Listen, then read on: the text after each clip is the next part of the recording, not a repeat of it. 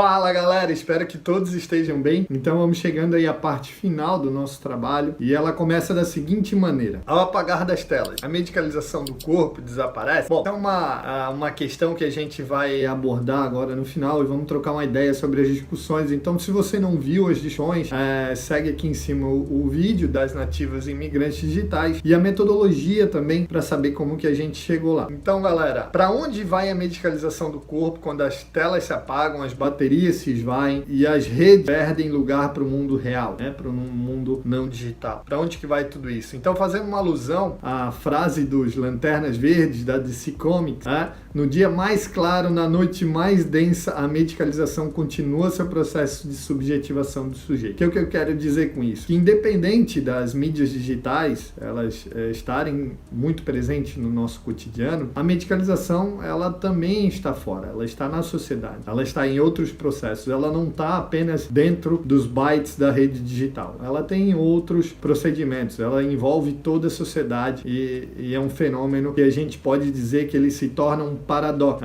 no sentido de que o paradoxo, ela não tem início nem fim, ela sempre está acontecendo e sempre vai acontecer. E aí é importante a gente observar que devemos entender como esse processo esse fenômeno de medicalização, ele acontece para que possamos aí oferecer uma resistência ou não a todas essas questões. Então a gente vai trocar uma ideia agora nas discussões e na conclusão agora sobre esses conceitos. Ao exemplificarmos uma forma de medicalização, a gente pode falar do exercício físico. Talvez pode ser e a prescrição dos exercícios físicos pode ser uma forma de medicalização, uma boa forma de medicalização, no sentido de que a gente consegue envolver aí a prescrição de exercício físico dentro do contexto cultural do aluno, do cliente, da pessoa, do sujeito. Então a gente consegue levar em considerações todas as questões culturais do sujeito para fazer essa prescrição do exercício e aí tornar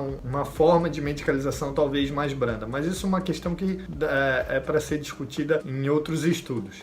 Os conceitos e significados a partir das entrevistas, nós vislumbramos uma abertura de significados atrelados ao universo das práticas dos participantes, das práticas físicas dos participantes da pesquisa. E aí deve estar vindo na sua cabeça agora: poxa André, mas como é que quais são as práticas que eu posso fazer dentro da educação física que são práticas não medicalizantes, Aí nós temos as questões das práticas corporais que não visam nenhuma forma, e aí a gente pode ter yoga, a meditação, que são formas de naturalização do corpo, porém elas também podem, até a própria corrida é feita há séculos, e aí ela também pode ser uma forma de naturalização do corpo, uma prática corporal, a partir do momento que ela não visa uma performance. E aí quando ela visa uma performance, algum contexto de alteração até mesmo molecular, aí entra a questão da medicalização, que aí entram os saberes médicos para medicalizar aquela prática corporal. E aí ele já se torna uma prática já medicalizada. É nesse sentido. Quando a gente faz sem performance, por exemplo, eu vou dar um exemplo do cafezinho. Tu tá lá sentado, está lá sentado tomando um cafezinho tranquilo, e aí chega alguém e fala o seguinte: poxa, mas esse café é um estimulante que pode alterar toda a tua questão hormonal e entrar aí nos conceitos mais técnicos. Isso é uma forma de medicalizar o cafezinho. Então é mais ou menos nesse sentido que entra a medicalização. Por isso que a gente vive um paradoxo, porque apesar de a gente ter formas de resistência, ela está sempre em volta a todo momento na sociedade. Acreditamos que o fenômeno de medicalização ele não é bom e nem mal, no sentido de que vai depender dos fatores como a iatrogenia, condutas de alteração muscular, condutas de alteração molecular, formas de subjetivar o sujeito, formas de subjetivar os conhecimentos culturais, formas de tornar o sujeito apassivado e principalmente formas de controle ao sujeito. Então tudo isso a gente tem que levar em consideração quando observa a medicalização e como que ela influencia em nossas vidas no aspecto positivo ou negativo. Então, respondendo a todas as questões do nosso objetivo de pesquisa, objetivo geral, objetivos específicos, problemas de pesquisa, o que a gente pôde observar? Primeiramente, obviamente, contemplando o objetivo geral da pesquisa, que é fomentar essa tecnologia social, nosso canal no YouTube. Então, a partir dos conceitos, a partir dos achados do estudo, a gente conseguiu construir essa tecnologia social, que é o nosso canal no YouTube, Medicalização do Corpo. Então, conseguimos contemplar esse objetivo. Encontramos aí, inclusive, o nosso intuito nesse canal é tentar tornar ele com uma linguagem não acadêmica e tentar tornar ele mais acessível a todos, para que a gente entregue realmente esse produto à sociedade e tente contribuir aí de alguma forma com o desenvolvimento social. Então a gente busca nesse segundo momento, né, enriquecer mais o canal. Então a gente vai trazer mais algumas questões aqui para trazer no canal, conversas com professores do mestrado em saúde, a conversa sobre o corpo, sobre a medicalização, sobre várias formas, sobre os vários conceitos da saúde. Então a gente vai trazer ainda bastante coisa no nosso canal, bastante conversa boa. Então já se inscreve aí se você ficou curioso, dá um like, apoia a gente aí para que essa tecnologia social ela seja compartilhada e que a gente consiga crescer cada vez mais. Então esse é só o piloto do que a gente pretende almejar ao longo do tempo e a gente pretende alcançar. Buscando responder os nossos objetivos específicos, também presentes ao decorrer da nossa tecnologia social, né? Elas foram tratadas aqui no nosso canal no YouTube. Identificamos que as mídias mais utilizadas foram, por ambas, né, nativas e imigrantes digitais, o WhatsApp e o Instagram foram as mais utilizadas pelas duas gerações de participantes. Apesar de elas ainda terem um contato com outras mídias, né, por exemplo a TV, como foi trazida, elas tiveram a utilização mais evidenciada. As mídias digitais foram trazidas com mais força. Para que elas utilizaram essas mídias sociais? Por quê, né? Utilizaram as mídias sociais, então a gente observou para trabalho, para informação, comunicação e também formas de medicalização do corpo, inclusive a partir de dietas, procedimentos estéticos e o próprio exercício físico. As mídias digitais têm sido um campo de ação de grande expressão para a medicalização do corpo feminino, como a gente pôde observar as discussões. Então, aqui, quem não viu ainda as discussões, principalmente das nativas digitais, que elas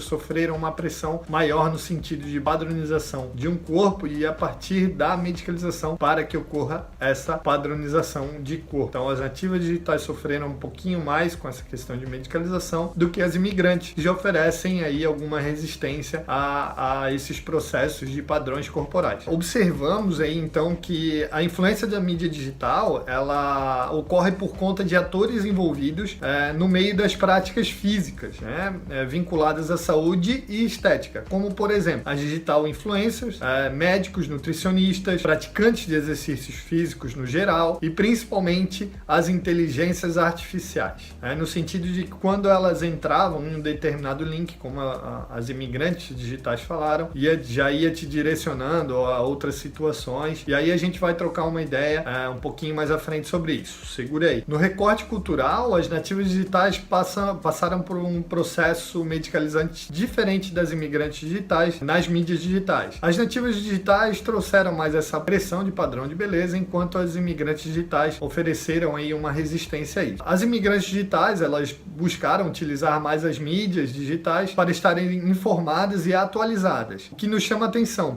pois na contemporaneidade a gente vê que há uma grande disseminação de fake news nessas redes, e aí chamou bastante atenção nesse sentido de fake news ser um grande problema na contemporaneidade, um grande problema de informação a partir das redes sociais. Achamos importante, então, ressaltar que não somente o corpo feminino foi abordado no trabalho, mas também o corpo andrógeno, muitas vezes confundido entre diferentes possibilidades de identidade e de gênero. O corpo andrógeno, ele denota uma forma de pensar específica, uma forma de se expressar em particular, sendo uma construção cultural do corpo no mundo virtual e real, como a gente abordou no último vídeo das imigrantes digitais e agora trazendo no nosso último vídeo. O problema dessa influência da mídia digital, desse modelo de influência que a gente observou no estudo, é que ele direciona demais o sujeito, ou seja, vai buscando uma coisa, ele vai te bombardeando com aquilo. Então,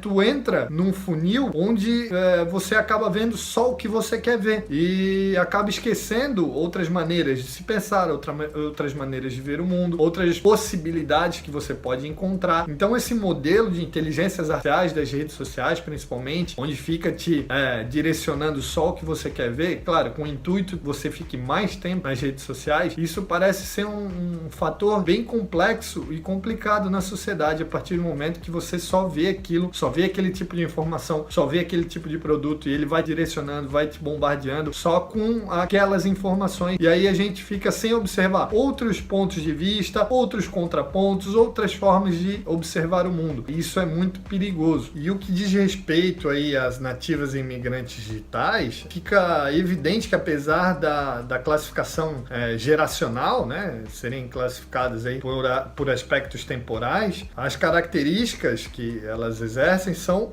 características culturais, tendo em vista o desenvolvimento e aspectos socioeconômicos de cada país, região, comunidade e sujeito. Então, apesar de elas serem classificadas aí como imigrantes e nativas digitais, a partir dos primeiros meios de comunicação digital que foram criados lá na década de 80 nos Estados Unidos, a gente observa que no Brasil, apesar de elas serem classificadas ali antes e depois da década de 80, no Brasil as questões são diferentes porque a internet veio depois para cá, então tudo isso muda e influencia nesse recorte geracional. Nesse sentido, a gente traz as nossas fragilidades no trabalho, que inclui, por exemplo, a minha inexperiência de entrevistador, para fazer as entrevistas. Foi a minha primeira experiência com isso no mestrado profissional. Então, essa é uma fragilidade do trabalho. A realização de apenas 2 encontros, talvez a gente poderia ter feito mais, e entre outros fatores aí que trazem como fragilidade o nosso estudo. Mas a partir desse contexto,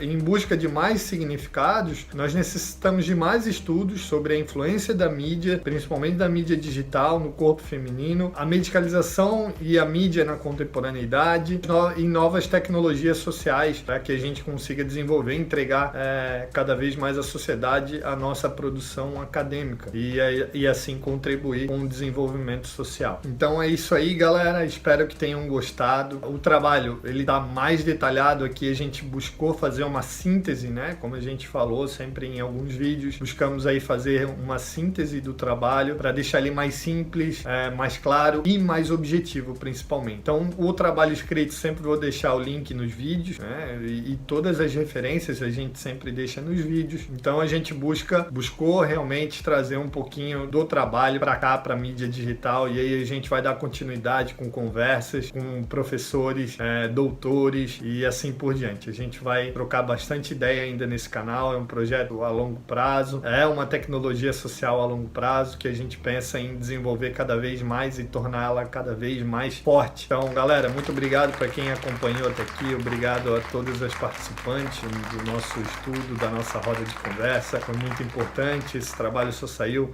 por conta de vocês, da contribuição que vocês deram, então muito obrigado. Obrigado a todos que participaram aí de alguma forma da construção do nosso canal. O meu orientador, que foi praticamente um pai para mim nesse processo de mestrado, a todos os meus colegas de trabalho, enfim, a minha família enfim, obrigado a todos. Eu não vou conseguir agradecer a todos aqui no vídeo, mas aí obrigado a todos vocês que estão aí com a gente.